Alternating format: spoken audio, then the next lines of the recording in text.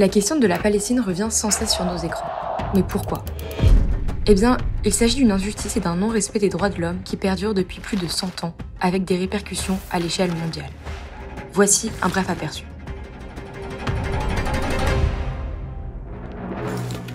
Après la Première Guerre mondiale, la Société des Nations place la Palestine, qui faisait autrefois partie de l'Empire ottoman, sous administration britannique, soutenant la création d'un foyer national juif dans cette région. Une décision qui a plu aux dirigeants sionistes, qui la considéraient comme l'ancienne patrie juive.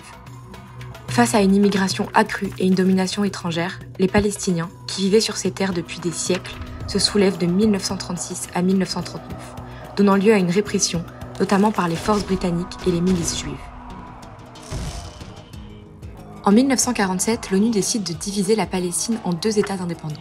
Jérusalem devait être placée sous l'administration de l'ONU. Cependant, Israël déclare son indépendance en 1948 et s'empare de bien plus de territoires palestiniens que ne le prévoyait le plan de partage, à l'exception de la Cisjordanie, incluant Jérusalem-Est et détenue par la Jordanie, et de la bande de Gaza, détenue par l'Égypte.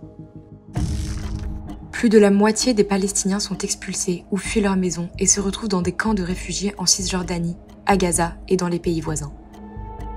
Les Palestiniens appellent cela la Nakba, ou la catastrophe.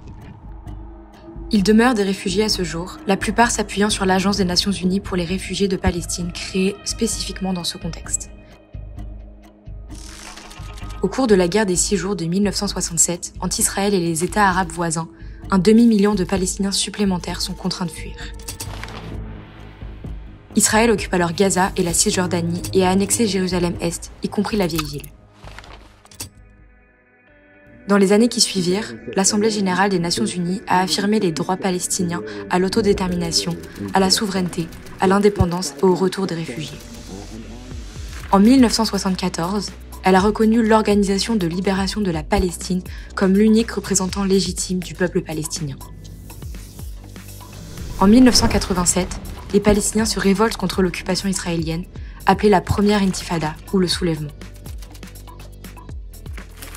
Une intense diplomatie s'en est suivie et a conduit à la signature des accords d'Oslo provisoires entre Israël et l'OLP dans les années 1990.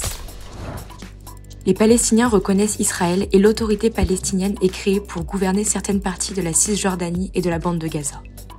Les négociations suivantes n'ont pas permis de résoudre les questions en suspens, Israël ayant exproprié des terres palestiniennes et continué à transférer sa population vers des colonies illégales situées dans les territoires palestiniens occupés. Au cours de la deuxième intifada, en 2000, les affrontements armés et les attentats à la bombe s'en sont suivis. Israël construit un mur de séparation en Cisjordanie, dont une grande partie à l'intérieur du territoire palestinien, s'emparant des terres et restreignant la liberté de circulation. La Cour internationale de justice établit le mur situé à l'intérieur du territoire palestinien comme illégal. En 2005, Israël retire ses groupes et ses colons de Gaza. Après une prise de pouvoir armée par le mouvement de résistance islamique palestinien, le Hamas, en 2007, Israël impose un blocus à Gaza, qui, ajouté à la résistance palestinienne, entraîne une crise humanitaire. En 2012, la Palestine devient un État observateur non membre de l'ONU, et quelques années plus tard, le Conseil de sécurité exige qu'Israël cesse ses activités de colonisation illégale. Cependant, les colonies continuent de s'étendre. Malgré un large soutien international en faveur d'une solution à 2 États, il n'a pas été possible de résoudre de manière juste les principales questions relatives au statut final conformément aux résolutions de l'ONU. C'est pourquoi, en attendant que la justice et le droit international triomphent et qu'Israël mette fin à son occupation, nous continuerons de voir la lutte des Palestiniens pour leurs droits sur nos écrans.